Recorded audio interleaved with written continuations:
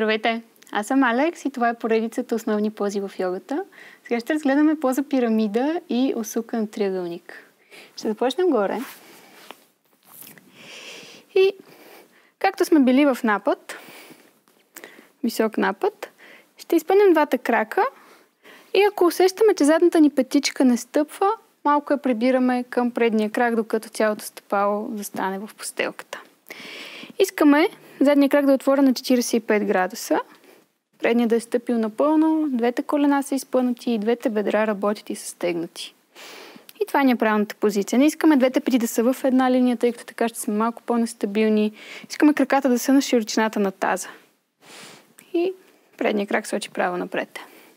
Активираме гръбче, стягаме бедра, вдишваме и надишване се навеждаме, докъдето ни позволяват краката, като не отпускаме гърба.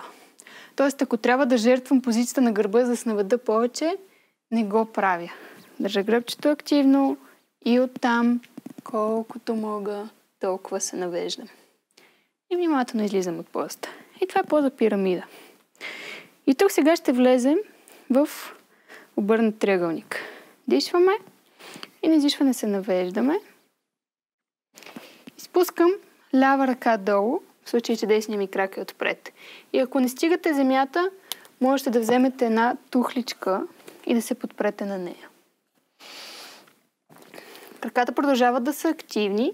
Вдишваме и внимателно отваряме дясна ръка към тавана и се стремя толкова да отворя рамената, че горното рамо да се качи върху долното. И това е усукания вариант.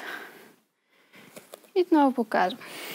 Били сме в пирамида, дишваме, на издишване се навеждаме, краката работят до последно, спускам лява ръка долу и отварям дясна нагоре.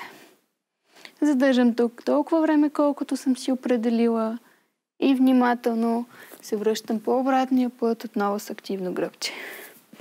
Чудесно! Това беше поза пирамида и усукан триъгълник. До скоро!